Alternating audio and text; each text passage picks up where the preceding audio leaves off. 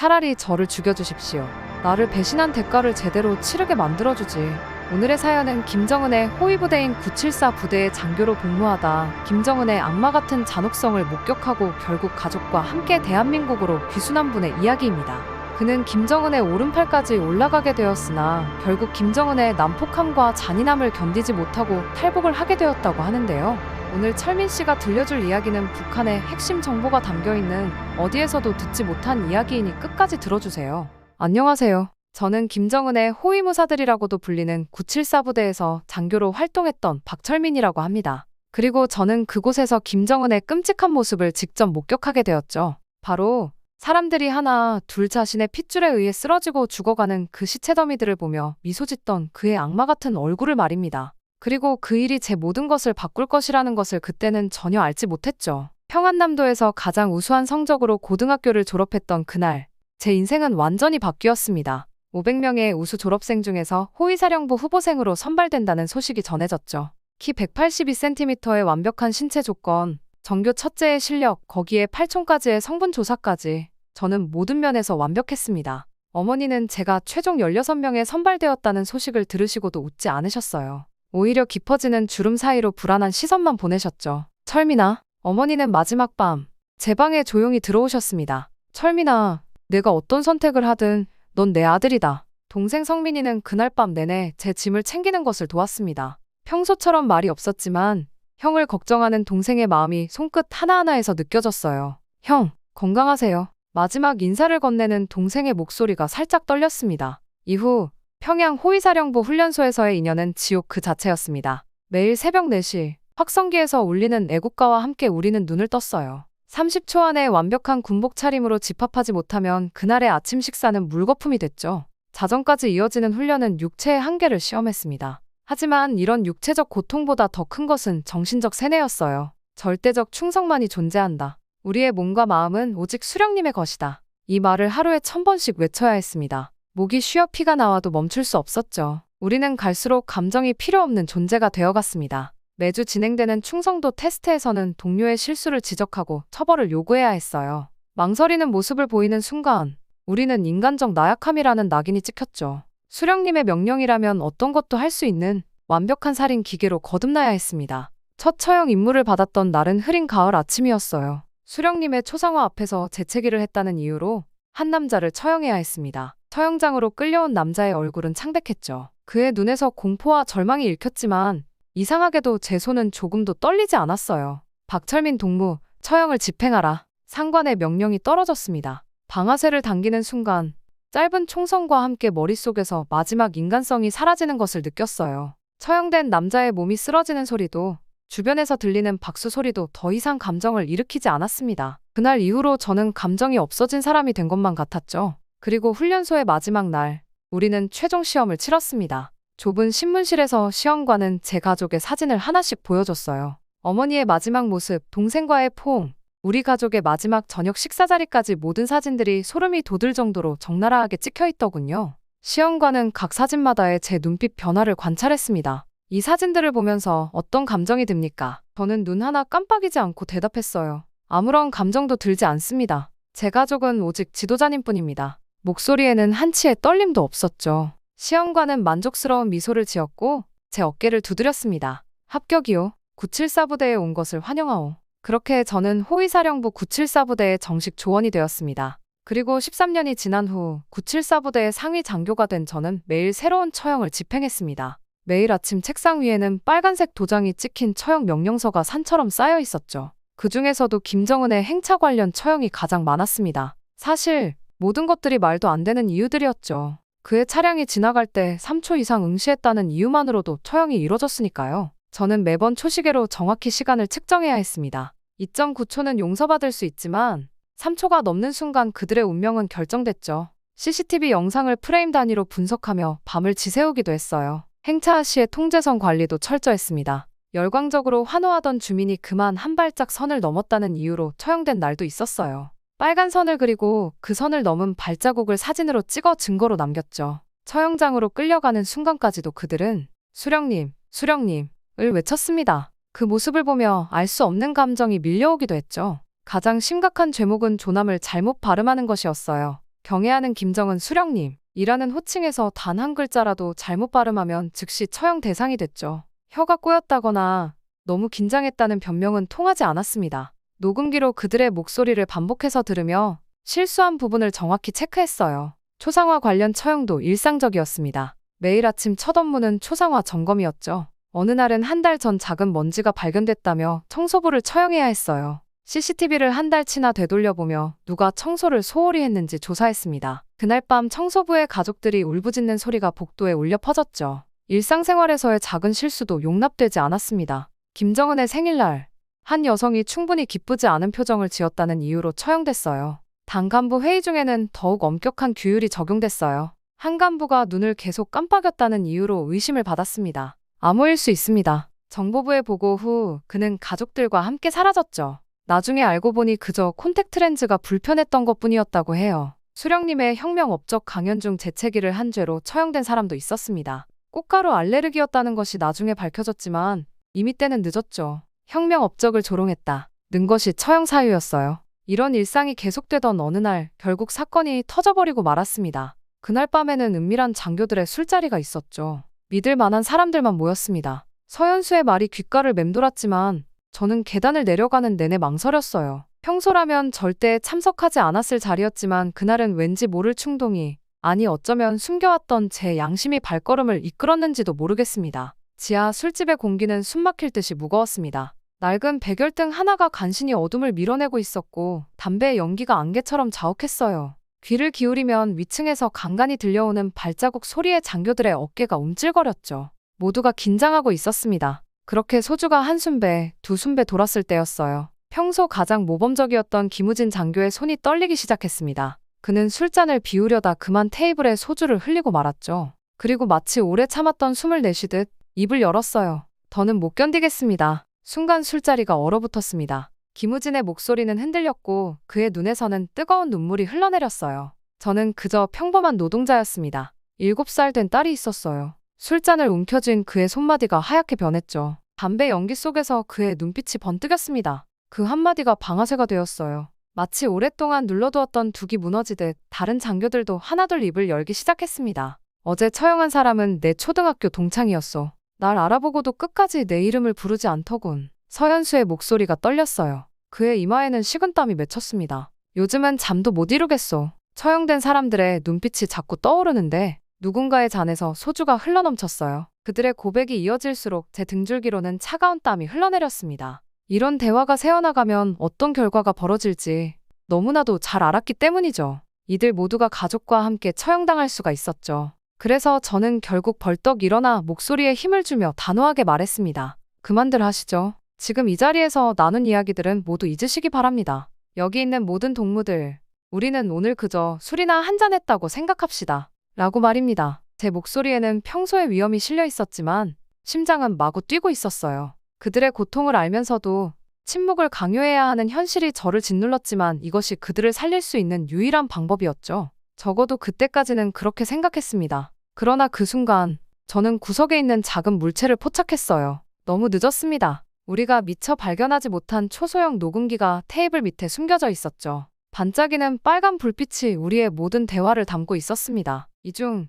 누군가는 배신자였던 것이죠. 그렇게 빨간 불빛을 발견한 순간 저는 얼어붙고 말았습니다. 그런 저의 표정에 다른 이들도 직감적으로 무언가 일어났다는 것을 안 것 같았죠. 저는 손짓으로 도청기의 존재를 알렸습니다. 그렇게 저희는 급하게 모두 그 자리를 빠져나왔어요. 모두의 표정이 공포에 질려 있더군요. 저도 예외는 아니었습니다. 결국 이 자리에 있던 모든 이들이 위험에 처해진 것이었으니까요. 귀가하는 길에 마주치는 모든 것들이 마지막처럼 보였어요. 가로등 불빛, 늦은 밤 순찰 도는 병사들의 발소리, 멀리서 들려오는 개 짖는 소리까지. 그날 밤에 실수가 얼마나 큰 대가를 부르게 될지 그때 우리는 아무도 알지 못했습니다. 다만 한 가지, 더 이상 돌이킬 수 없다는 것만은 분명했어요. 그리고 시간이 흘러 소집 명령을 받은 것은 술자리가 있었던 날로부터 정확히 3일 후였습니다. 오늘 오후 3시 평양 5.1 경기장으로 집결하라. 수화기 너머의 건조한 목소리가 제 심장을 얼어붙게 만들었어요. 잠시 후 덧붙여진 한마디는 더욱 끔찍했습니다.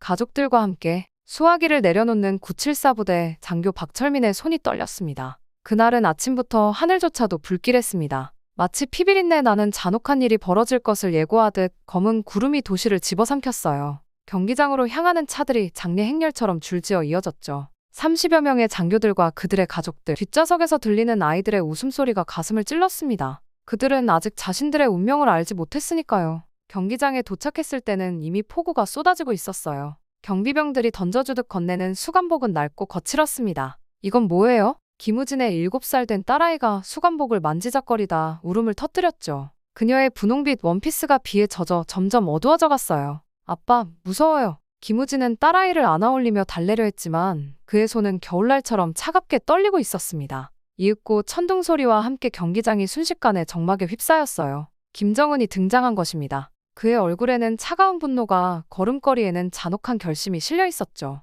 폭우를 뚫고 그의 모습이 드러날 때마다 번개가 번쩍였습니다. 흰 우산들이 그를 감싸고 있었지만 우리에게는 비가 쏟아졌어요. 벌레 같은 것들. 김정은의 목소리가 천둥처럼 울려 퍼졌습니다. 나를 배신한 대가를 제대로 치르게 만들어주지. 그 한마디에 모든 이들의 얼굴에서 핏기가 가셨습니다. 수감복은 이미 폭우에 흠뻑 젖어 살갗에 달라붙었고 어린아이들은 추위에 떨고 있었죠. 가족을 직접 처형하라. 이 말이 떨어지자 누군가의 아이가 울음을 터뜨렸어요. 그 울음소리가 신호라도 된 듯 경기장 전체가 아이들의 울음소리로 가득 찼습니다. 주저하는 자는 가족과 함께 처형하겠소. 김정은의 말이 이어졌을 때 한 여자가 그 자리에서 실신했어요. 차라리 저를 죽여주십시오. 김우진이 벌떡 일어섰습니다. 순간 그의 품에 안겨있던 딸아이가 균형을 잃고 바닥으로 떨어질 뻔했어요. 다행히 김우진이 재빨리 딸을 붙잡았죠. 제가 잘못했습니다. 하지만 제 가족은, 제 딸아이는. 그의 목소리가 흐려졌어요. 딸아이의 분홍빛 원피스가 그의 수감복에 물들고 있었습니다.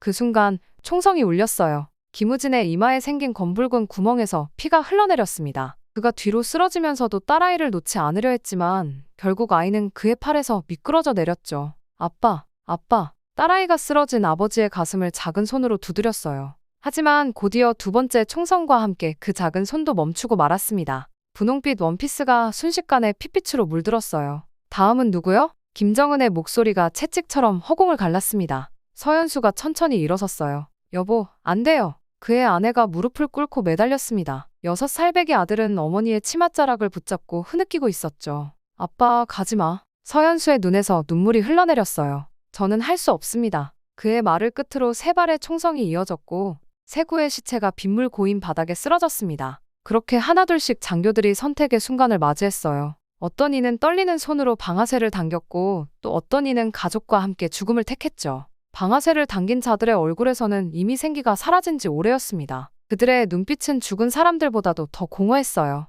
처형이 계속될수록 경기장 바닥은 붉은 물로 가득 찼습니다. 빗물과 섞인 핏물이 발목까지 차올랐어요. 이제까지 살아오며 본 장면 중에 가장 끔찍했죠. 박철민 중자. 처형이 끝난 직후 저는 김정은의 집무실로 불려갔습니다. 경기장에 핏물이 채 마르기도 전이었죠. 온통 대리석으로 지어진 집무실은 차갑게 느껴졌어요. 제 군복에서는 아직도 비린내가 배어나왔습니다. 동무는 과연 내가 믿던 사람이었소. 술자리에서도 동요하지 않고 오히려 그들을 제지했다고 하더군. 김정은이 만족스러운 미소를 지으며 위스키 잔을 내밀었어요. 그의 뒤 창밖으로는 아직도 경기장이 보였습니다. 시신들을 치우는 인부들의 모습이 개미처럼 작게 보였죠. 과찬이십니다, 지도자님. 목소리를 단단히 다잡았지만 손끝은 미세하게 떨리고 있었습니다. 지금부터 동무를 974 부대 대자로 승진시키겠소. 부대장으로서 더 큰 충성을 보여주시오. 김정은의 말에 주변 간부들이 일제히 박수를 쳤어요. 하지만 그 박수 소리가 제 귓가에서는 방금 전 경기장의 총성처럼 들렸습니다.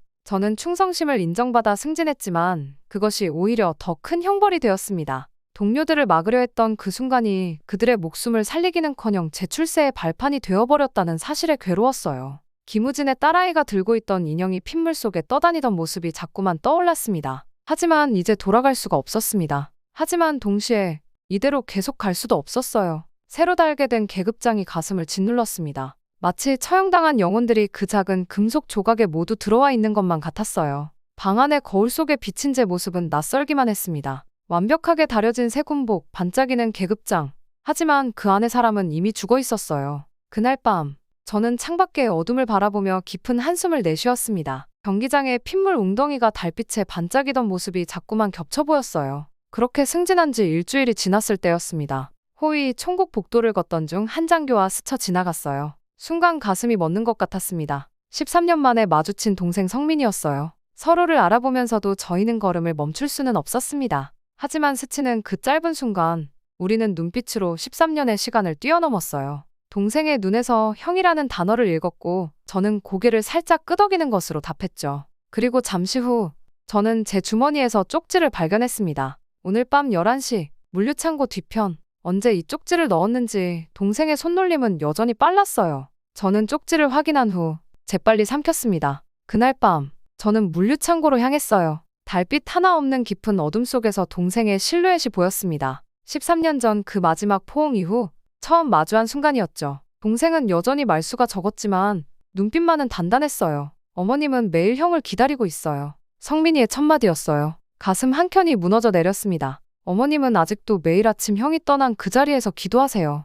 형이 언젠가는 돌아올 거라고. 이후 성민이가 주머니에서 꺼낸 사진 한 장에는 4살 된 조카의 모습이 있었습니다. 제 딸이에요, 형. 성민이의 목소리가 떨렸습니다. 이제 형도 선택해야 할 때예요. 그의 말에 경기장에 참상이 되살아났습니다. 김우진의 딸아이가 떠올랐어요. 성민이는 이미 오래전부터 은밀한 탈북 조직과 연락을 취해왔다고 했습니다. 중국 쪽 브로커들과도 이미 연락이 닿아 있어요. 성민이는 차분하게 설명을 이어갔어요. 성공 사례도 여럿 있어요. 지난달에도 한 가족이 무사히 넘어갔죠. 동생은 이미 모든 준비를 마친 듯 했어요. 하지만 저는 망설였습니다. 난 이제 974 부대 부대장이야. 어머니와 내 가족까지 위험에 빠뜨릴 순 없어. 제 말에 성민이가 쓴웃음을 지었습니다. 형, 우린 이미 위험 속에 살고 있잖아요. 경기장에서 처형된 그 가족들처럼요. 동생의 말은 계속됐습니다. 당 창건일 퍼레이드가 한 달 앞으로 다가왔어요. 그때가 우리의 기회예요. 성민이는 이미 완벽한 계획을 세워두었더군요. 어머니의 평양 방문 구실을 만들고 그의 가족은 친척 방문 허가를 받아놓았다고 했어요.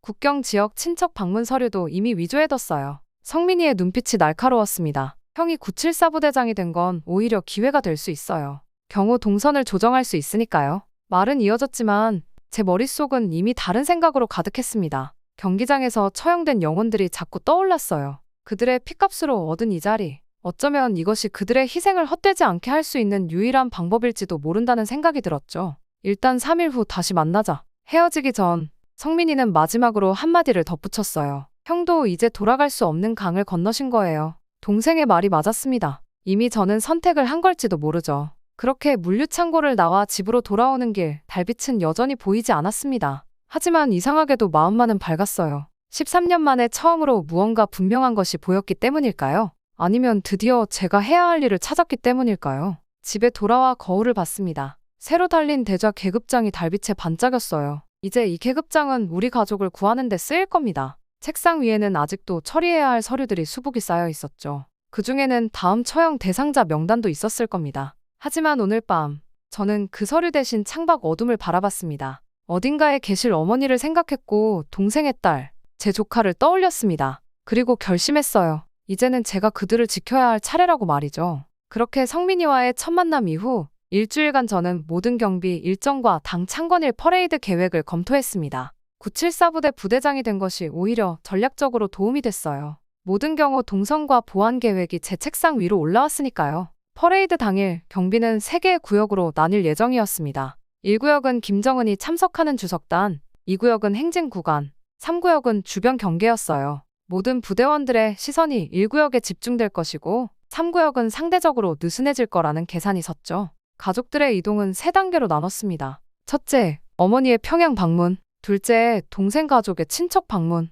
셋째, 국경 지역으로의 이동이에요. 각 단계마다 완벽한 명분과 서류가 필요했죠. 어머니의 평양 방문은 의외로 쉽게 허가가 났습니다. 아들이 대저가 됐는데 어머니가 안 오시면 오히려 수상하지 않겠소. 상부의 승인도 빨랐어요. 성민이는 친척 방문 허가도 이미 받아놓은 상태였죠. 국경 지역 서류는 위조해야 했지만 탈북 조직의 도움으로 그것도 완벽하게 준비됐습니다. 13년 만에 어머니를 다시 만난 건 퍼레이드 2주 전이었어요. 제가 준비한 평양 호텔방에서였죠. 문이 열리고 어머니가 들어오시는 순간 저는 13년 전 그 어린 아들로 돌아가 있었습니다. 철민아. 어머니의 목소리는 여전했지만 머리카락은 하얗게 새어 있었어요. 그동안 매일 저를 기다리시며 흘리신 눈물의 흔적이었겠죠. 어머니는 제 뺨을 쓰다듬으셨습니다. 주름진 손끝에서 떨림이 전해졌어요. 어머님, 이제 진짜 자유를 찾으러 갑니다. 제 말에 어머니는 놀라지 않으셨어요. 마치 이날을 기다리셨다는 듯이 고개를 끄덕이셨죠. 알았다. 이제 우리 함께 가자.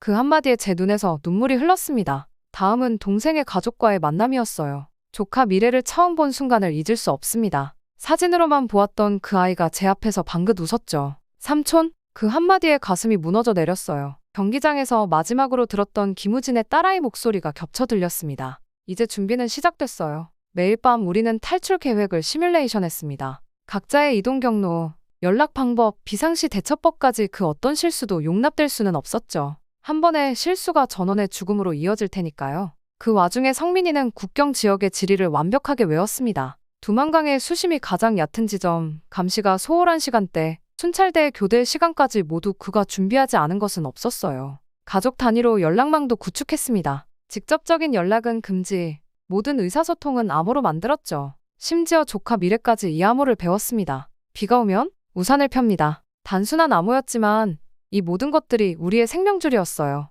그리고 퍼레이드 전날 밤, 저는 마지막으로 계획을 점검했습니다. 제 방에는 평소와 다름없이 군복이 걸려 있었고 책상 위에는 내일의 경비 계획이 놓여 있었어요. 하지만 서랍 깊숙이에는 위조된 서류들과 탈출에 필요한 모든 것이 준비되어 있었죠. 창밖에는 달이 떠 있었습니다. 13년 전 제가 검은 승용차에 올라타던 날과 같은 달이었어요. 그때는 수령님만을 위한 삶을 살겠다고 다짐했었지만 이제는 가족을 위해 모든 것을 버리려 합니다. 어쩌면 이것이 진정한 충성이 아닐까요? 이 죽음의 땅에서 한 생명이라도 더 구해내는 것이 말이죠. 김우진의 딸아이를 구하지 못했지만 적어도 제 조카는, 제 가족은 구해낼 수 있을 것 같았어요. 이윽고 벽시계가 자정을 가리켰습니다. 이제 딱 24시간 후면 모든 것이 결정될 거예요. 성공하면 자유, 실패하면 죽음이었죠. 하지만 이상하게도 두렵지 않았습니다. 마치 13년 동안 이 순간을 위해 살아온 것만 같았어요. 그리고 마침내 퍼레이드가 시작되기 2시간 전, 저는 평소처럼 974 부대 부대장 군복을 입고 주석단으로 향했습니다. 오늘 제가 맡은 임무는 1구역 경비 총괄이었어요.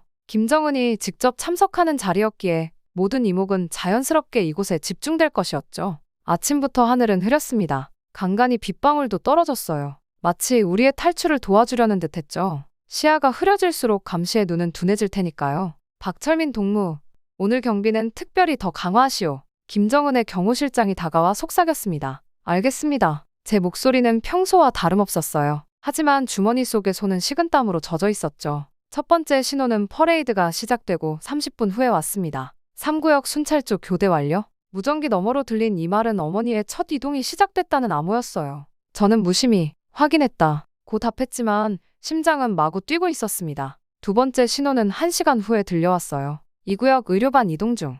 동생의 가족이 움직이기 시작했다는 뜻이었죠. 빗줄기는 점점 더 굵어졌고 퍼레이드 행렬은 예정보다 조금씩 늦춰지고 있었습니다. 박철민 동무, 이 비 때문에 시야가 흐립니다. 부하 장교가 보고했어요. 모든 병력을 주석단 주변으로 더 집중시키시오. 제가 내린 마지막 명령이었습니다. 이제 3구역의 감시는 더욱 허술해질 거예요. 세 번째 신호는 제가 직접 보냈습니다. 1구역 특별 경계태세 돌입. 이 말은 곧 제가 이동을 시작한다는 뜻이었어요. 모든 시선이 주석단에 쏠린 사이 저는 조용히 자리를 떠났습니다. 화장실에 간다는 핑계였죠. 갈아입은 평복은 이미 정해진 장소에 준비되어 있었어요. 군복과 계급장을 벗어던지는 순간 가슴 한켠이 쌓였습니다. 하지만 망설일 시간이 없었어요. 이미 우리의 시간은 줄어들고 있었으니까요. 국경으로 향하는 길은 세 갈래였습니다. 어머니, 동생의 가족, 그리고 저. 각각 다른 경로로 이동해 정해진 장소에서 만나기로 했어요. 도중에 한 팀이라도 발각되면 나머지는 계획대로 진행하기로 약속했죠. 아버지 생신이 음력 며칠이었지.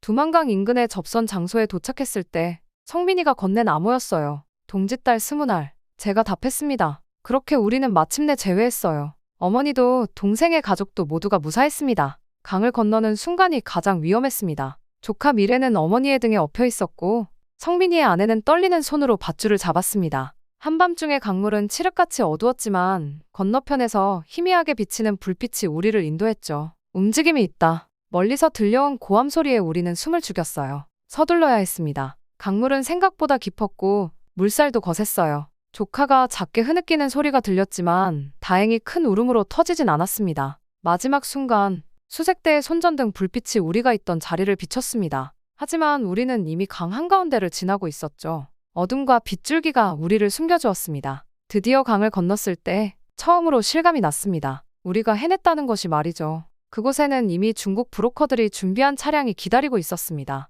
이후의 여정은 길고도 긴장된 시간이었어요. 중국에서 라오스로 다시 태국을 거쳐 마침내 한국에 도착했죠. 그리고 마침내 인천공항에 첫 발을 디뎠을 때 어머니는 눈물을 흘리셨습니다. 이제 정말 자유로운 거지? 이후 서울에 정착하는 과정은 생각보다 빨랐어요. 정부의 지원도 있었고 다른 여러 도움의 손길이 이어졌죠. 하지만 그보다 더 큰 치유제는 바로 가족이었습니다. 매일 아침 어머니가 끓여주시는 미역국을 먹으며 저는 조금씩 과거의 트라우마를 극복해 갔어요. 경기장에 악몽을 꾸던 밤에도 어머니의 따뜻한 손길이 저를 달랬죠. 이제 다 지나갔어. 우리 철민이 잘했어. 그렇게 동생 가족과 함께 살기 시작하면서 새로운 일상이 만들어졌습니다. 성민이는 정착지원 단체에서 일하기 시작했고 저는 북한인권단체에서 강연을 하게 됐어요. 무엇보다 기뻤던 건 조카 미래가 처음으로 유치원에 입학한 날이었죠. 삼촌, 나 이제 진짜 유치원 다녀요. 미래의 환한 웃음을 보며 저는 문득 깨달았습니다. 우리가 진정한 자유를 찾아 떠난 이유를 말이죠.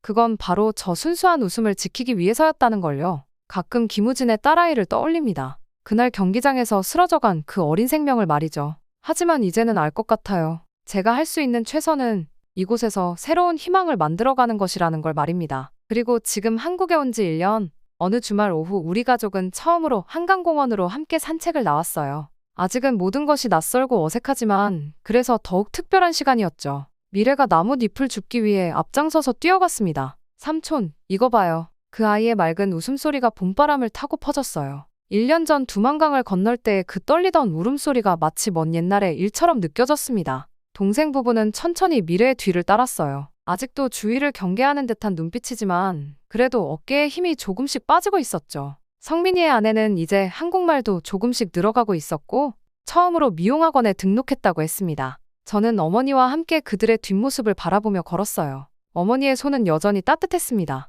마치 13년 전 제가 떠나던 그날처럼. 그날 내게 한 말 기억하니? 어머니가 문득 입을 여셨습니다. 내가 어떤 선택을 하든 넌 내 아들이라고. 결국 올바른 선택을 했구나. 어머니의 말씀에 저는 말없이 고개를 끄덕였어요. 1년 전 그날 우리가 선택한 자유를 향한 도전이 옳았다는 걸 이제는 알 수 있었습니다. 앞에서 미래가 들꽃 한 움큼을 들고 달려왔어요. 할머니, 이거 예쁘죠? 어머니의 무릎에 꽃잎을 수북이 쌓아두고는 다시 앞으로 달려갔죠. 그 모습을 보며 문득 김우진의 딸아이가 떠올랐습니다. 그 아이도 이랬을까? 라는 생각이 말이죠. 동생이 제 생각을 읽은 듯 다가와 어깨를 두드렸어요. 형, 이제 그만 자책하세요. 우리가 할 수 있는 건 앞으로 더 많은 사람들을 도와주는 거예요. 성민이의 말이 맞았습니다. 지금처럼 매주 탈북민 지원센터에서 강연을 하며 그들에게 희망을 전하는 일, 그것이 제가 선택한 새로운 임무였죠. 한강의 햇살이 눈부시게 반짝였습니다. 북한에서는 이런 풍경을 보며 산책할 생각조차 하지 못했어요. 항상 긴장하고 누군가를 감시하거나 감시당하는 일상이었으니까요. 하지만 지금 이 순간 우리는 그저 평범한 가족으로 산책을 즐기고 있었습니다. 여보, 우리도 이제 둘째 가질까요? 성민이의 아내가 수줍게 물었어요. 그 말에 모두가 웃음을 터뜨렸습니다. 이런 게 자유구나. 미래를 꿈꾸고 그 꿈을 이야기할 수 있는 것. 새로운 생명의 탄생을 기대하며 설렐 수 있는 것. 박철민 동무. 갑자기 들려온 소리에 저도 모르게 몸이 굳었어요. 돌아보니 미래가 장난스럽게 절 부르며 깔깔 웃고 있었죠. 이제 그런 말 하면 안 돼. 성민이가 미래를 나무랐지만 저는 괜찮다고 했습니다. 그 호칭이 이제는 먼 과거의 이야기처럼 느껴졌으니까요. 강변의 벤치에 앉아 도시락을 나눠 먹었습니다. 어머니가 손수 만든 김밥이었어요. 북한에서는 상상도 못했던 평화로운 식사였죠. 미래는 한강을 오가는 유람선을 신기한 듯 가리켰고 성민이는 휴대폰으로 우리 가족의 모습을 찍었습니다. 여기 와서 제일 좋은 게 뭐야? 제가 미래에게 물었어요. 매일 밤 잠들기 전에 내일은 뭐하고 놀까 생각할 수 있는 거요. 순수한 대답에 가슴 한켠이 찡해졌습니다. 그래요. 이게 바로 자유였어요. 내일을 꿈꿀 수 있는 것, 그것이 진정한 자유였습니다. 해가 저물어 갈 때쯤 우리는 천천히 집으로 향했어요. 미래는 어머니의 손을 잡고 동생 부부는 나란히 걸었죠. 저는 그들의 뒤에서 이 평화로운 광경을 마음에 담았습니다. 974 부대의 시절, 제가 꿈꾸던 것이 바로 이런 순간이었을까요? 집으로 가는 길, 어머니의 따뜻한 손이 제 어깨를 감쌌어요. 말없이 걸었지만 그 손길에는 이미 모든 이야기가 담겨 있었습니다. 용서와 이해, 그리고 무엇보다 사랑. 13년의 시간과 천신만고 끝에 우리는 마침내 진정한 가족이 되었습니다. 아파트에 도착해 현관문을 열 때 문득 깨달았어요. 이제 더 이상 김정은의 그림자가 아닌 그저 한 아들이자 형 그리고 삼촌으로 살아가게 된 것을. 그것이 바로 제가 찾은 진정한 자유였습니다. 오늘 밤에는 또 어떤 꿈을 꿀까요? 아마도 처음으로 달콤한 꿈을 꿀 수 있을 것 같습니다. 우리 가족의 행복한 미소가 가득한 꿈을. 더 이상 경기장의 악몽은 없을 거예요. 이제 우리에겐 오직 미래만이 있으니까요.